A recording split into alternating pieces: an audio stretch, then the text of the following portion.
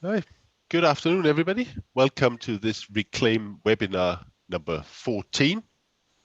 To those of you who are new to Reclaim, just to summarize that this is a Network Plus that is funded by the UK Research Council, in particular, the Research Councils covering the remits of engineering and natural sciences and arts and humanities. The network itself is managed out of University of Surrey led by Professor Prashant Kumar, supported by a number of colleagues from other universities and research centres, UK Centre for Ecology and Hydrology, University of Warwick, Bangor and Bath. And of course, we have a large membership. We're now more than 500 members with an interest in green, blue and grey infrastructure and nature-based solutions. The network series has been running now for, I guess, almost a year and a half, and will continue to run. We run a webinar once every month, usually the first Wednesday at 12:30, and it runs for about an hour. And usually we have two speakers, and it can be from all sorts of stakeholder organizations. It could be academics or non-academics. And of course, so we have a program, and I think we've filled up. We have a queue of speakers until Christmas, but I think there's still opportunities for early next year. If you are interested in giving a talk, if you have something interesting to say on nature-based solutions, please get in touch and we might be able to give you a slot. So I'm very pleased to introduce today's speakers, both coming from Cardiff City Council. Our first speaker will be Gwilym Owen, who's a resilience officer in Cardiff. Followed by Simon Dooley, who is the team leader for coastal and river flooding in Cardiff. So Gwilym is the resilience officer in Cardiff. He's with responsibility for emergency planning, resilience, general risk planning in the face of climate change. He's worked extensively on issues surrounding surface water flooding and also flooding from the three major rivers that flow into Cardiff, and in particular working with the impact of climate change on these rivers and the impact on the city. And he's also been instrumental in promoting Cardiff as a carbon neutral city and the carbon literacy project for the city. So Gwilym is going to talk to us about the work he's done on resilience in Cardiff today. So, Gwilym, if I can invite you to share your. Yep. Sorry, I think Simon is just coming online. I think he's going to come on. Simon, if you're here. Okay, so we'll just hold off a second. Our second speaker, who might become our first speaker. Sorry, Simon, are you there? You're on mute.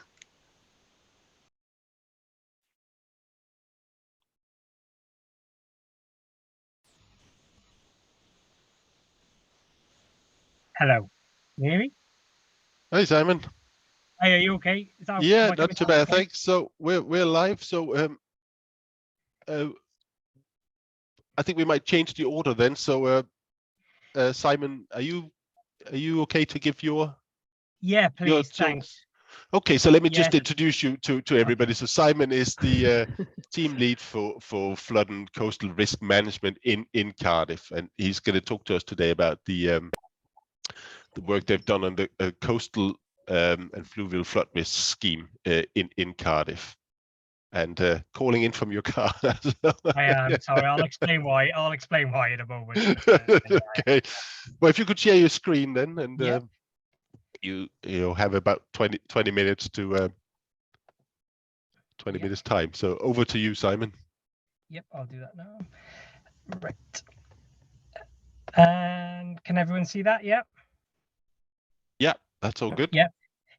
Sorry, everyone. I'm currently in mid Wales. I'm in Landrindod, Wales. I'm representing the council at a Welsh Government climate change adaptation meeting, so our cabinet member couldn't go, so I'm going. So yeah, so I'm from my car, so apologies about that, but yeah, so this is just a presentation on our coastal defence scheme, and just an overview of the presentation. I'll introduce myself and some key stakeholders. I'll give a brief history of the project, the methods of defence that we're using, the location of the site, the other key stakeholders, authorities and other departments involved, our external project assistance, and then I can answer any questions that you have. So there are 5 main key stakeholders to begin with in this project. There's ourselves as the local lead flood authority. There's JBA, who designed the scheme. There's Faithful and Gould, who offered us contractual and commercial support. There are Knights Brown, who were the early contractor involvement for the FBC. And there's also Welsh Government, who are funding part of the scheme. So as a brief history of the project, it's funded via the Welsh Government Coastal Risk Management Programme. Now, the project appraisal report and scoping report took place in 2016, with the outline business case in 2017-18, and then the full business case took us 4 years. The constructions we're hoping is going to start in next month, and we anticipate 3 years, and we're being very generous to ourselves there. To be honest, I think it will be more 4 years. It does abide by our shoreline management plan, which is Hold the Line. It covers 2 sections of our shoreline, which are both Hold the Line. We do have another section, which is Cardiff Bay Barrage, but this project doesn't cover that area, and I'll show you a map in a moment. JBA did the project appraisal report and the outline business case and the full business case. It was all went out to tender, so it was all competitive, but they were successful in winning the project for all 3. So yeah, so it was JBA. Now this is the project scope. Originally it did include Lambie Way Tip, which is here. So if you see where my my cursor is, for those that know Cardiff, this is Rover Way that runs down the shoreline, which is one of the main arterial routes out and into the city. We've got the steelwork, Celsa steelwork, yeah, the Celsa, yeah. We also have a BMX track there. We have a Irish Traveller site as well, a very large Tesco's and residentials. And this area here is Lambie Way refuse tip landfill with a solar farm on top of it. Now the project appraisal report and outline business case and full business case actually covered this side of the river as well, so the landfill as well. However, as part of the CRUMP funding, the Welsh Government will only fund defences that protect properties. Now, this side didn't actually protect any properties, it only protected landfill, so it was not being funded. So Welsh Government funded 100% of the outline business case, the project appraisal report and the full business case, and the construction is 85% Welsh Government and 15% Cardiff Council. So we've received planning permission and marine licence for the Lambie Way side as well, but it's not being done in this section of the project. So it's just purely this side, Rover Way. Now, basically, there's going to be 3 different types of defence, but I'll just show you where we're going to do them. So on the shore front is rock armour, and then along the riverine edge is going to be embankment works and sheet piling. So there is going to be a clear difference between the 2.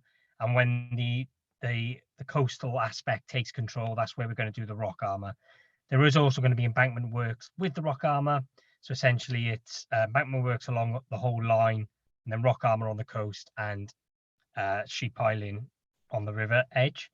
So there are some key constraints. Like I said, Rover Way is the arterial route out to the city. It's a nightmare during traffic during rush hour, so it's going to be even worse during this project. But unfortunately, that's going to be a problem we're going to have to deal with. There's the Irish Traveller site. Now they are very, very supportive of the scheme, and they have been since the beginning. They have experienced wave overtopping into their site, so we believe that's one of the reasons, but they are very, very supportive of the scheme. We've obviously got residents' access to all of these properties. There's commercial businesses, and also the Wales National Coast Path runs right along this coastline, comes inland, goes across the road, down through the tip and around. So at the moment it's currently diverted because the path isn't safe, because it keeps on getting washed away by the waves. But during this scheme, we're going to basically, when we raise the embankments, the coast path's going on top, so it'll be protected as well. There are lots of environmental factors in that. Pretty much every area is a triple SI. And I go into it in a moment, I believe. Oh no, I don't. So basically, to do this, we had to have marine license. Now, it was very difficult, and NRW worked with us to get it, because basically the fish engineer, I'll call them engineers, the fish people, I'll call them the fish people. The fish people and the bird people had their set times, but they ran in concurrence. So basically we had about 3 weeks to do the whole project. So we worked with them to do that. Also, it's worth noting that we had to go to an IROPI for the HRA, so we went to level 4 or 5, or whichever one the IROPI is, because we do, by doing this work, we do stop salt marsh creation in this area. So we had to go to an IROPI, which we gained in planning, so that wasn't an issue. It took us approximately, I would say, 7 months to get planning and around 9 months to get the marine license. So that's fine. We also had to get a Crown Estates permission, due to Crown Estates having interests over a lot of the land. Key stakeholders as well. This ward is the council leader's ward, so he's very interested in the scheme. There are a lot of key local members. This affects around 4 wards in the city. Obviously, the traveller community and residents. Welsh Water, they've actually have a long stack out for, which you can see here, and their compound, which is affected. And they've also got treatment works just outside the boundary of the project. And obviously also the coastal path. Now, as I said, there's 3 different types of methods. So we're going to use, there's the rock armour, there's the embankment works, and there's sheet piling. The rock armour defences, there's going to be 2 types. So the area where we need to put an embankment behind it is on the right. And then there's the longer section where the embankment doesn't need to go, on the left. So as you can see, there's 2 different types of rock armour, but essentially there's going to be 1 large toe rock, and we're going to build off that rock. But the seabed will be put back on top of the toe of the rock armour to provide that environmental support, as well as constructional and structural support. So that was one of the conditions with NRW that we discussed through. In a moment, when I go to the sheet piling and the disal blocks, we do it there as well. Now, the rock armour, we're anticipating 150,000 tonnes of rock, which works out around 50 deliveries a day for 36 months. So as you can see, there's a lot of rock armour. Now, the sheet piling, there's going to be 2 different types we're going to use. They do look similar, but they are slightly separate. One's a double pile, one's a single pile. Now, you'll notice we're also going to put we've called it armour flex, but it will be the disal style blocks. And then we are going to put the mud flat material back on top of it. It may get washed away, it may not, but we're going to give it as much chance to resettle. So we're going to do that. And then also on this side with a double pile, we are going to also install some of the wood baffles to try and encourage that mud settlement on top as well. This is a very, very difficult area to work in. As you can see, that especially in this area, the pile is going to be under the water, so they need to build cofferdams to try and keep the river out. And obviously it is an estuary, so we have to deal with the tides as well. So this one's going to be very difficult. It's going to be very interesting to see them do it. I'll reserve judgment on how it goes until we start. Now, the embankment works, there's 2 different types in the sense of the slopes. So you'll see this is the existing embankment. We are raising it. In some areas, we're raising it over 3 meters. And then also the coastal path is going to go on the top. So the top is going to be 3 meters to allow for disability access, wheelchairs, etc., etc. So originally the coastal path wanted them to be off the top because of wind and things like that. But we've modelled it and we looked at it, and then spoke to the health and safety HSE, and they said we can't, because if there's a high tide or it starts flooding, people could be trapped. So that's a problem. One other thing we are doing, which I haven't included on here, is there's a sailing club in this area, and they have a gate. We are installing double flood gates to make sure that that's not a key, somewhere where the water can go.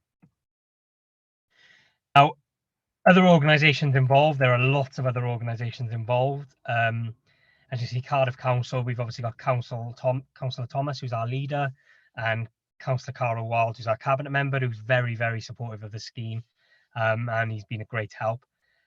Network management, they've been very supportive. It's going to be very difficult because, like I said, Rover Way is a key arterial route, and with all the deliveries, we're going to cause chaos, is the easiest way to say it. But we'll work with them. We're looking at possibly installing a new lane to just for our project, but those discussions are ongoing. The planning authority, there were lots of conditions on the approval, so we need to approve them. We need consent from our parks department because of access. We need to come through some allotments and possibly block access to the allotments, so we need their consent.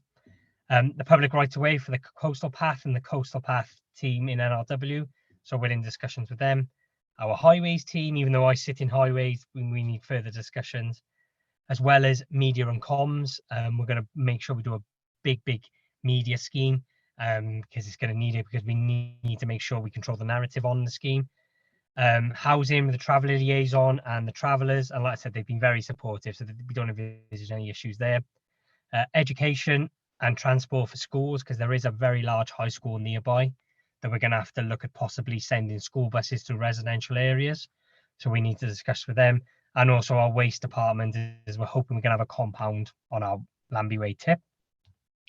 Non-Cardiff Council departments involved, the ones I mentioned, the Welsh Government, Welsh Water, local businesses, the traveller community, etc.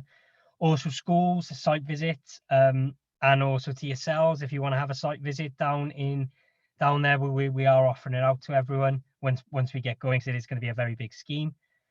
Aerial Photography Wales are a local company that we're going to use to take photography every week via drone, so we have a clear development video. JBA and Faithful and Gold are still going to assist us. Crown Estates, we need to keep them involved. FSEC, which is basically the Flood and Coastal Erosion Committee for Welsh Government, so we obviously need to keep in contact with them. And Knights Brown, who are the successful contractors. One of the I haven't put on there is the Seven Estuary Group, who undertake our shoreline management, manage our shoreline management plan group. We obviously need to keep them involved as well. We are having external project assistance. So the scheme, the construction is around 30 million with a £4 million risk pot. And then the external assistance is going to be around £2 million worth of external assistance as well. We've obviously got the design support from JBA. We're going to have a contract and commercial support, an ecological clerk of works, which is one of the requirements in the planning, construction clerk of works, as well as a client project manager to assist me in the running of the scheme. It's such a big scheme, we simply can't do it ourselves. So that was a whistle-stop tour, I appreciate. But if there are any questions, I'm more than happy to take them. Yeah, and go on. Like I said, obviously, we're willing to accept anyone once we get going. If you want to come and visit us, we can arrange that by all means. It's going to be an exciting scheme and no doubt a stressful scheme. But yeah, I appreciate it as a whistle-stop tour. But yeah, I could have talked for hours on it. But I thought I won't bore you with all the details. But if you have any questions, by all means, please. Thank you, Simon. Yeah, I think I know you are required elsewhere, so maybe it's if there are any questions for Simon, maybe now would be a good time to ask them. So I'll open up to anybody.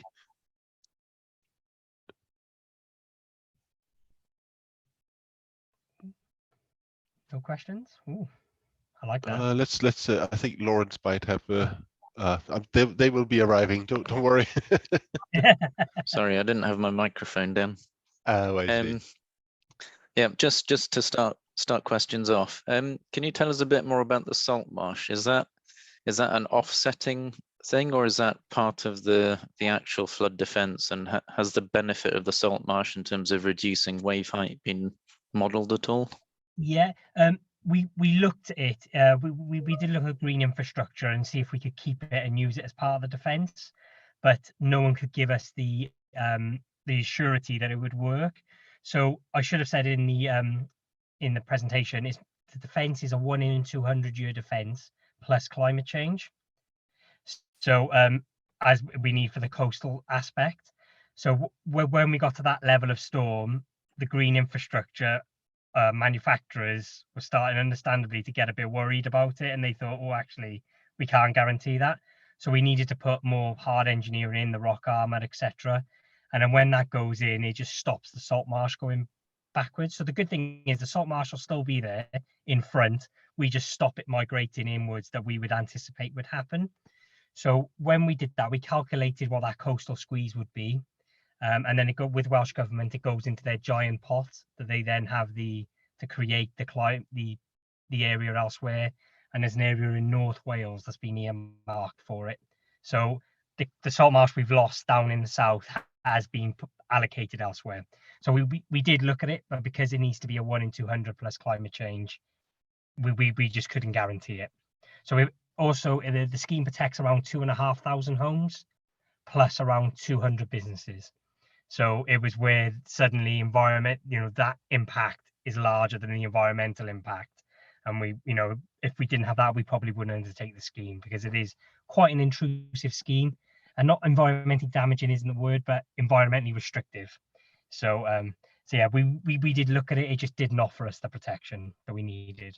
Yeah, I'll say there's a question in chat from Christina, which is kind of along the lines I was asking, but I will read it out because just to give you the chance to kind of comment further if you want. And essentially, she's asking how such hard engineering approaches align with Cardiff's ambition to be a lead city in Europe for sustainable urban drainage, and whether you can learn from some of the Dutch experiences in kind of using nature-based solutions, embracing them more fully, perhaps. Yeah, it's a shame, to be honest, and we wish we could. It's just purely because of the modelling. So originally, when the scheme started, it was a 1 in 200 year plus 30% for climate change. And then when Welsh Government declared the climate emergency, it went up to 40%. And then suddenly with the wave action, we just didn't have the space. So we needed to protect all those homes. And the only way we could do it was with a hard engineering. And we did look at everything we could possibly do. One thing we have done is there was another area that we were planning to do, but that would have caused a similar environmental impact. But we realized we could wait for 50 years. It didn't need to be done now. And then in the meantime, we can see if we can do an environmentally friendly defence there to offer it. So it was unfortunate that the trade-off we had is we are going to put back the mud flats and things like that. So at least that environment goes back and give it the best chance to re-solidify and retake. Yeah, but it's a shame. I wish we could, but we just couldn't because of the level of protection that we needed. It's all those homes. So basically the modelling shows that if the coast breaches in that area, it goes all the way inland and touches the Millennium of the Principality Stadium, which is about 2.5-3 miles away. So through all homes, steelworks, other infrastructure. So we just needed to offer that protection, and unfortunately we had to go hard engineering. Okay, thank you. There's another question. I may not have got this right, but the question is, how many of your firm are based in the UK that are mitigating climate change? So it may be that they don't necessarily fully understand your role in commissioning this work. So if you could just explain that a little bit better. Of course, yeah. So the lead local flood authority is Cardiff Council. So I'm the local authority. We have a duty for mitigation of flood risk. Now it is normally NRW from the river and the seas, but because it's our land, it's our responsibility. So our responsibility is defend those properties, defend those homes, and as per our shoreline management plan, which is hold the line, we have to protect those homes. So that's why we're undertaking this work. And NRW is Natural Resources Sorry, Wales, and sorry, and they're natural. responsible for actually what is NRW's role in this? So the Natural Resources Wales, under the Flood and Water Management Act, their mitigation of risk is from rivers and seas. So normally it would be themselves, but because we're the landowner and we're another risk management authority, we've taken the responsibility on. So so that's why.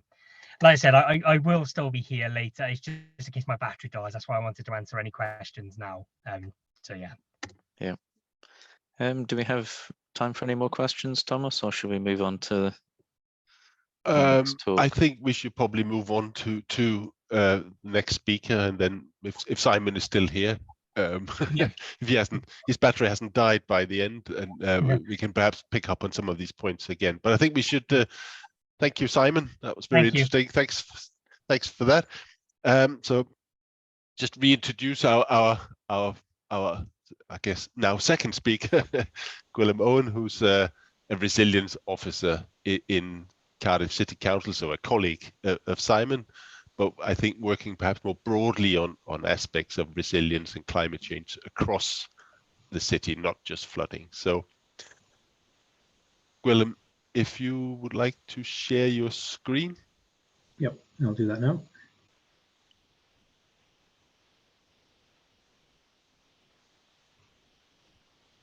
Right, can you see that then? Yes. Excellent. Right, yeah, so basically I'm looking at this from a slightly different angle to Simon, insofar as well, I'll just start the presentation. So this is basically about what the city is doing to take steps to mitigate against and adapt to climate change.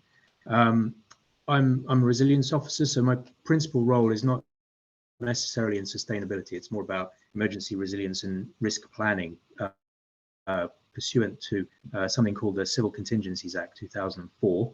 And what that is back in the early 2000s, there were the 3 Fs, which were fuel, flooding, and foot and mouth. So there were 3 events that exposed the need to create adequate legislation in the face of domestic threats to services and the need for declaration of major emergency. So around about that point, we had some major floods, I think basically in around the southwest of England. There was also fuel, basically strikes, I suppose. And then there was the foot and mouth disease. And at the time, the government didn't have any adequate ways of reacting to those, really. So what happened out of that was there was a review of this, and the Civil Contingencies Act 2004 came about, which created a national structured approach, basically. So what that then did was it allowed the creation of local resilience forums. Basically, there's 42 local resilience forums throughout the whole of the UK, and they basically work in tandem with the local police forces.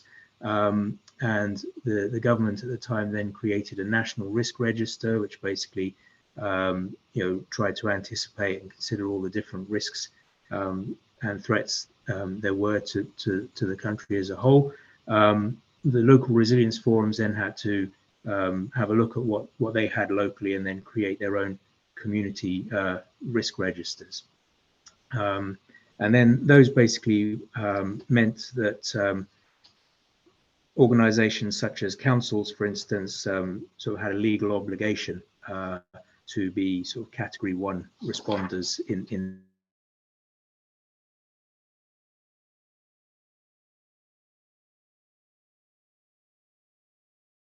that respect.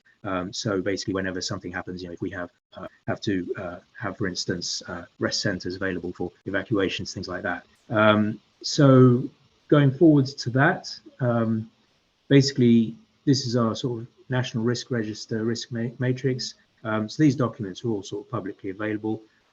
Basically, everything I've sort of circled in red are the things that basically are sort of climate related. So as you can see, you've got an impact and likelihood thing. Interestingly, pandemics is right up there, sort of basically here. But so we do have a situation where we might have these documents, but whether we sort of pay attention to them is the main issue there. So obviously we locally are trying to do that as much as possible, given the fact that it's becoming more and more apparent that the risks such as coastal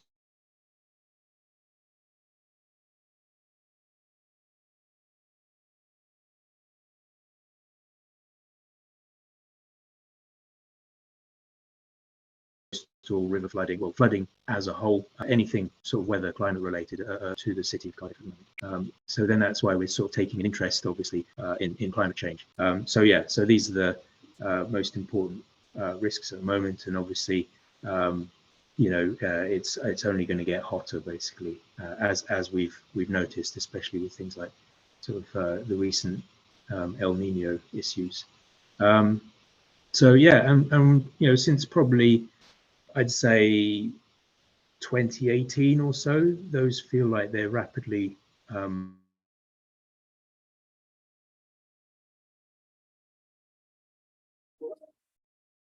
increasing, and there are quite a few pictures. For example, this is one of our indoor arcades on the left, and during Storm Emma, it managed to sort of become a sort of an indoor winter wonderland. We also had a situation where we had these sort of hypercells of rainfall in 2019. So these cars basically were aquaplaning down one of the main roads in sort of northeast Cardiff. That was during Storm Miguel in June. The interesting thing about that was that it happened so quickly. Basically, where I was, only a few miles away, it wasn't even raining. Where that was occurring, basically, we had this huge sort of deluge, which started off as as hail in the middle of June, which basically blocked all the culverts, and then straight after we had this huge, very concentrated cell of rainwater that basically flooded people's homes, caused cars to aquaplane and things like that. And then we also have other sort of more esoteric kind of threats, like, say, for example, Extinction Rebellion.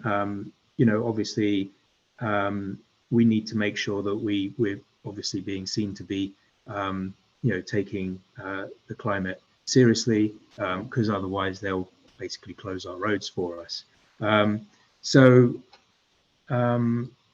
Yeah, so basically, then we've had a sort of timeline going forwards of what we've done to take action. So basically, in March 2019, we declared climate emergency. Sort of a year later, we launched our One Planet Cardiff strategy consultation. 2021, we became the first carbon literate organisation in Wales, certainly local authority as well. So that's basically, you know, a way to improve people's education on the sort of climate issues. And then shortly thereafter, we approved our One Planet strategy. And then shortly thereafter,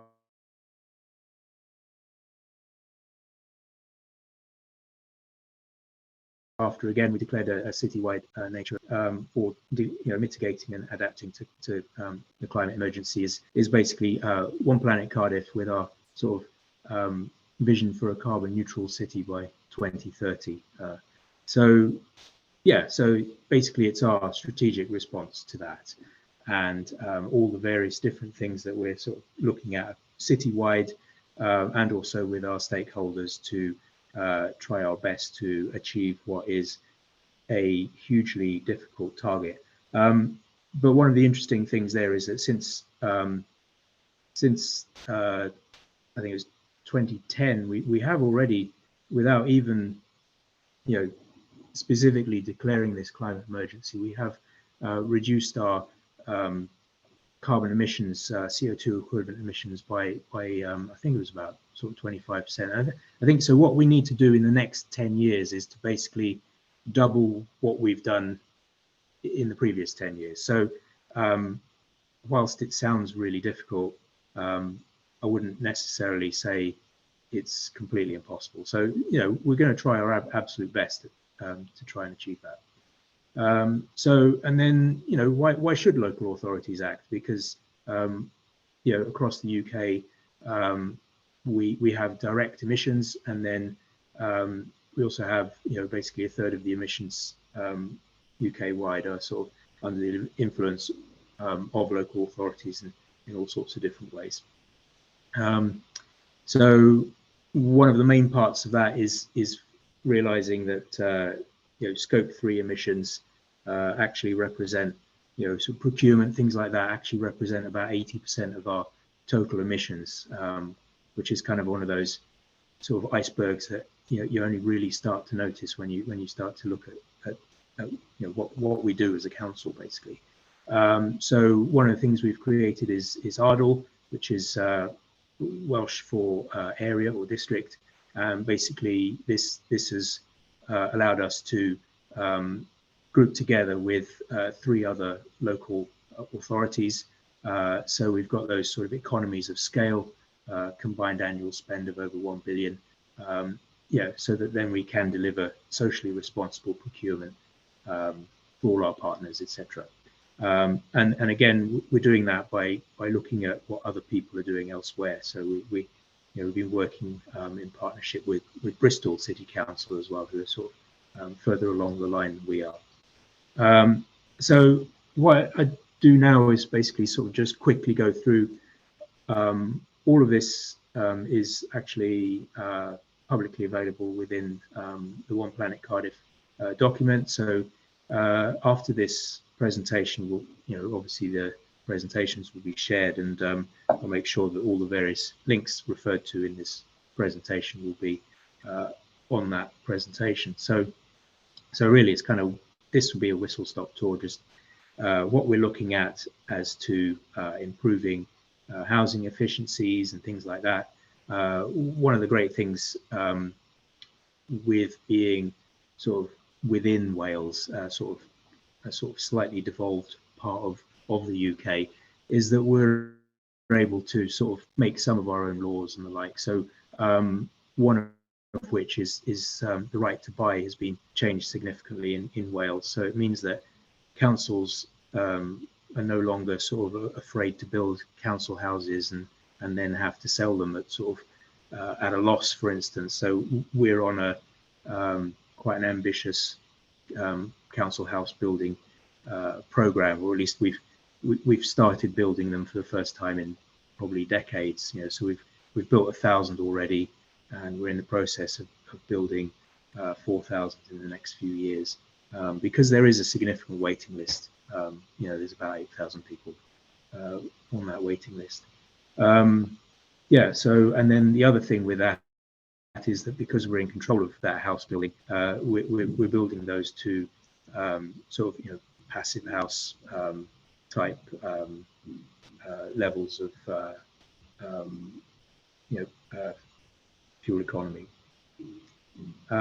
Yeah, so that's the building aspect. Mobility, we're doing a lot in terms of changing our own fleets. So we've got some waste vehicles that are now electric vehicles, complete with unnecessary apostrophe. And yeah, and we're also part owner of the Cardiff Bus Company. So we basically sort of we've helped to I think that's up to about 30 or so electric buses. I'm not sure, but one of the things we're trying to do there is to completely overhaul the fleet with electric buses as well. And again, there's all these other things that we're doing, especially things like specifically active travel. We've built already built lots of fully segregated cycle lanes throughout Cardiff, and we're in the process of building more. And then one of the sort of the opportunities that COVID presented us was basically when the traffic was greatly reduced, was being able to, you know, put in temporary cycle lanes that hopefully we can make permanent going forwards. supply chain, I touched upon that before, so I might as well just move on with that one. And yeah, I think the other thing is moving towards things like circular economy, also the Preston model. So Preston City Council basically tries to procure as much as possible locally as possible. Yeah, and then going through to recycling and waste, Wales is amongst the leaders in the world for that. I think it's something like second or something in the world when it comes to recycling rates, which I think are sort of in the mid 60s in terms of percentages for that. But it's that sort of thing where we've already got the low-hanging fruit in that, and again it's sort of encouraging people with behaviour change and things like that for those people that for whatever reason are still not doing that properly. Then we've got renewable energy. Simon brilliantly showed where the Lambie Way renewable energy site is, and that's basically on top of basically a capped off landfill site. So obviously it's kind of coming up with a different way of using that land in a constructive manner, and basically because we like to promote our Principality Stadium, it's basically a farm that's the size of 20 Principality Stadium football pitches, and or 42 acres, which I'm not quite sure what that is in metric. Sorry, I should have thought about that. And the great thing about that is that it will be able to power around about 2,900 homes every year now that it's been built. Yeah, so it's got 32,000 panels and capable of producing an average of 9 megawatts. So, and then the other thing we're bringing online is the Cardiff Heat Network. The only issue with that is that obviously it's connected to an incinerator, so we're going to be stuck with this kind of weird situation that we're actually going to need to create rubbish to keep it powering. And then obviously we're sort of also re-examining the fact that tidal power, the Severn Estuary has the second highest tidal range in the world, and there's this tremendous amount of power that's literally on our doorstep, and we should be trying whatever we can to harness that.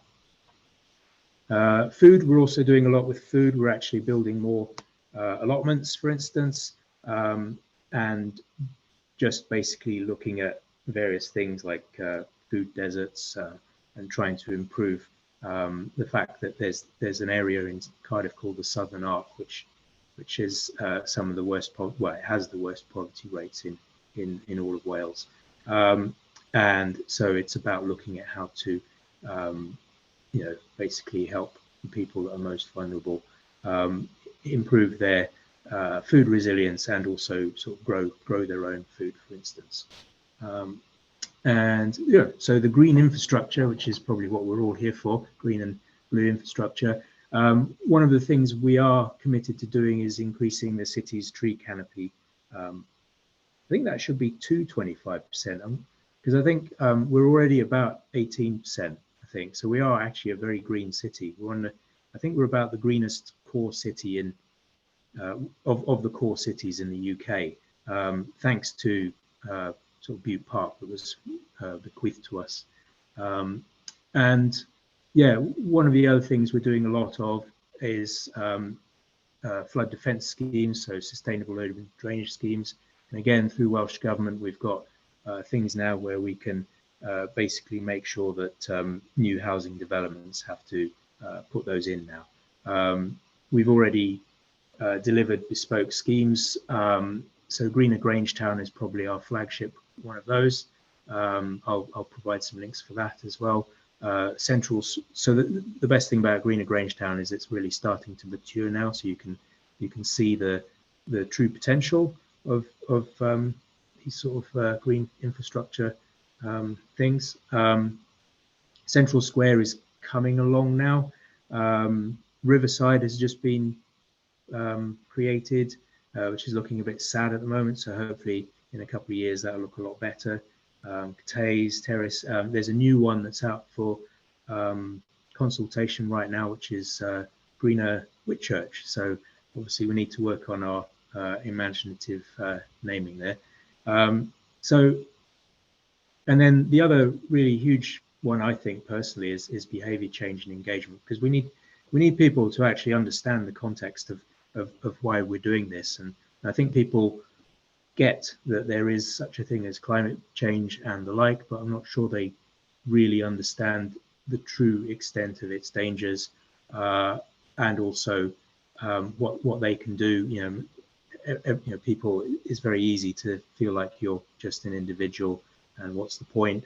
And also, you know, basically why bother? So one of the things we're interested in doing is pushing the carbon literacy training, and also we've got the One Planet Schools pledge, and Wales has now got a new curriculum, so that allows schools to be more independent when it comes to looking at their curriculum and sort of doing things like climate change, etc. So we're also trying to push a sort of you know, a carbon literacy related way of teaching for that, because obviously if you teach the kids, then they'll come home and, you know, pester their parents about, you know, why are you actually driving me to school and all those sorts of things. So hopefully that'll be really beneficial.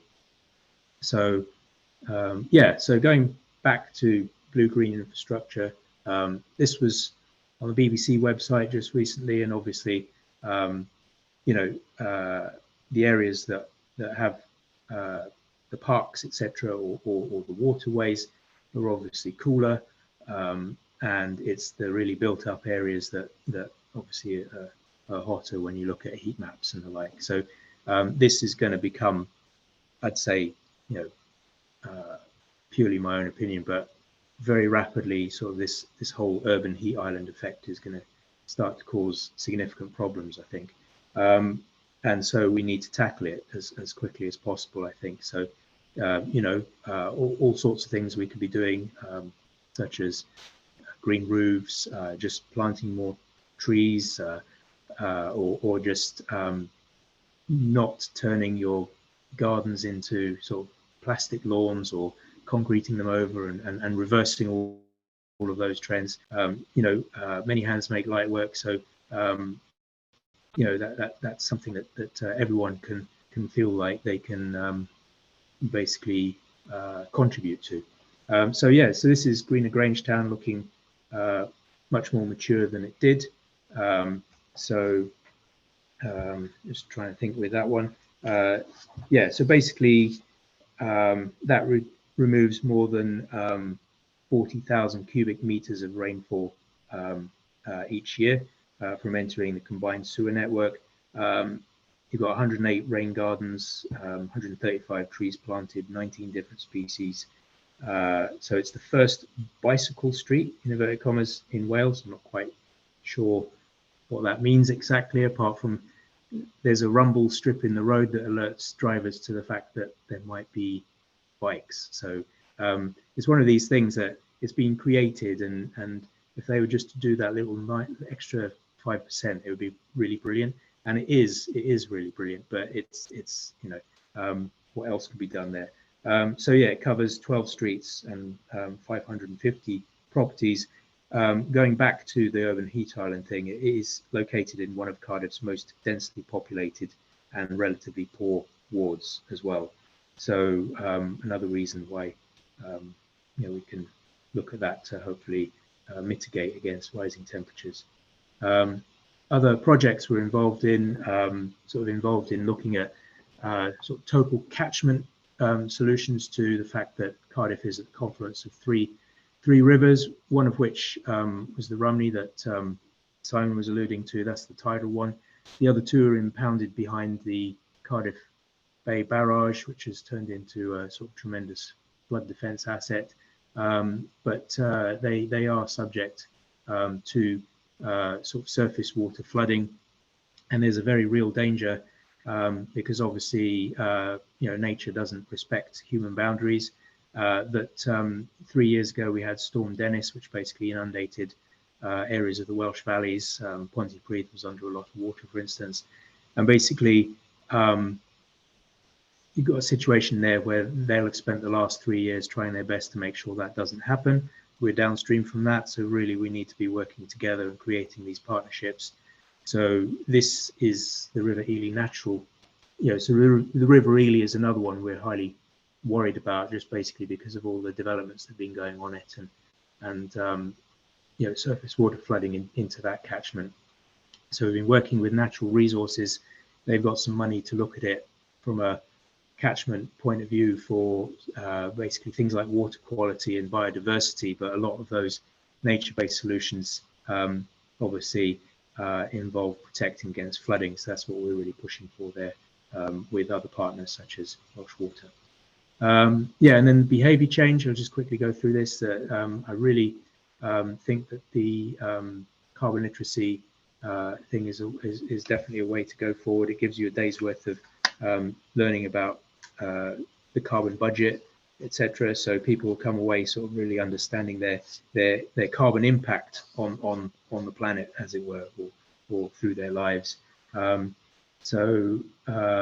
the first for that in Wales, and then some more local authorities have joined that, and I think something like 251 local authorities in the UK are now engaged in one way or another with the carbon literacy project. I'll be providing links to that as well. And so this is the numbers now, and it's not just in the UK, it's across 24 different nations. I think we were something like about we were I think just under the 50 mark when it came to carbon literate organisations, and in this last sort of year or so, this number, the 65,000, has more than doubled. So it's really taking got sort of exponential lift off now. Sorry, apologies. So and with that, basically it's also endorsed by the UK. It was endorsed there at COP21 in Paris, which was awarded a TAP 100, one of 100 worldwide transformative action programs. It's endorsed by the Department of Business, Energy and Industrial Strategy, and the Department of Energy is rolling it out to nurseries, schools, colleges and universities from this year onwards. I think the huge thing is really hand in hand with the green blue infrastructure adaptations is also looking at behaviour change, looking at circular economy models. Again, Wales has the Wellbeing of Future Generations Act, so you've got these seven wellbeing goals that we have. And basically, Kate Rayworth wrote a book, sort of Donut Economics, and it's just ending, looking at ways that we have to end or decouple economics from relying on growth when we live in a world with finite resources. We have a few minutes left, so I think if you would like to.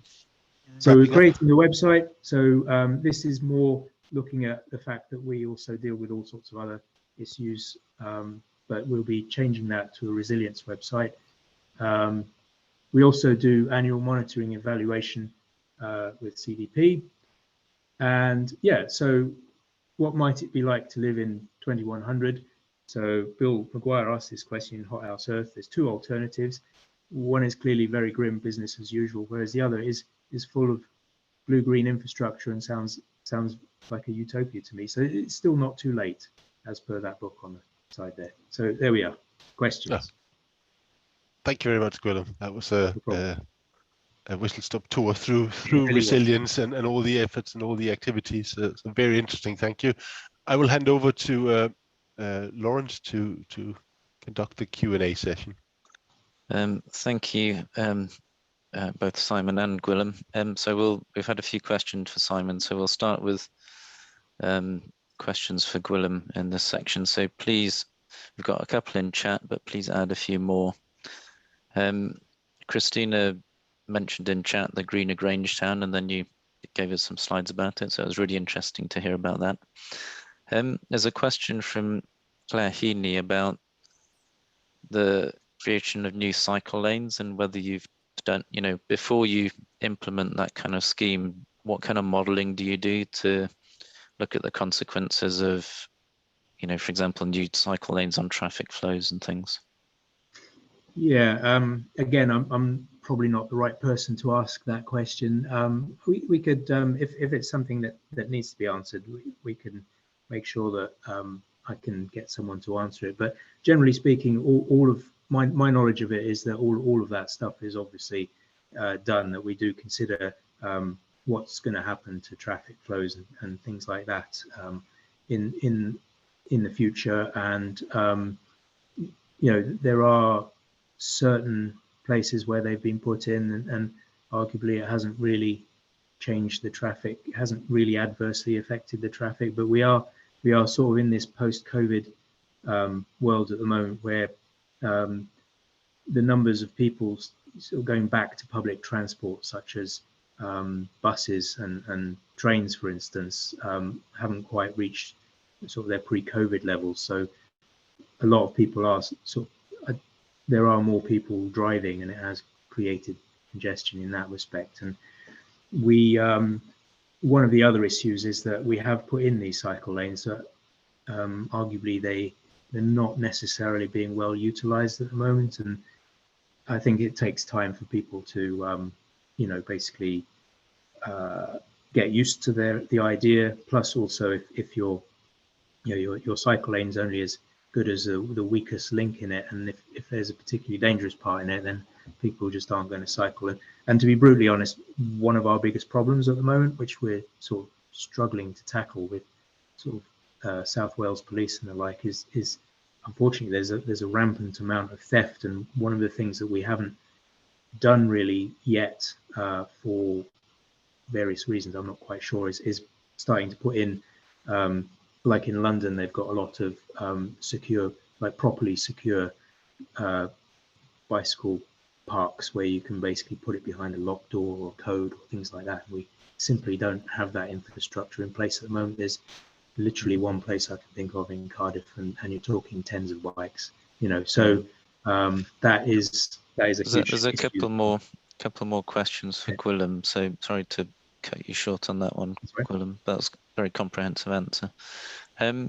Question from Sien van der Plank asking about, in your role, how you sort of balance adaptation and mitigation actions in terms of climate change. Well, obviously, at the moment, it's just there's only 4 of us in our team, and I'm the only one that's really tasked on doing that, because we also deal with other stuff like business continuity and defending against terrorism and things like that. So that's our unit basically. But it's trying to just see how we can be most effective for the least use of our time, really. So hang on, So I think the main issue there is looking at things like the behavior change aspect of things, and also promoting the blue-green infrastructure side of things as well, because I think we'll always have this issue, certainly in Cardiff, where until the public really gets a grasp of the danger, the existential danger we're in, the politicians are basically going to be too scared to make the actual decisions that are fully necessary. So I think the education side of things, carbon literacy, behavior change is of paramount importance in that respect. Yeah, that sounds really important, and that's kind of the lever to change, and it also helps with both adaptation and mitigation, doesn't it? Yes, exactly. Yeah. It just leaves. Have we got time for a very quick? I don't think we do. I'm afraid we're running out of time. So thank you very much to Laurence for conducting the Q&A, and of course thank you very much to both speakers today, and to everybody who was listening.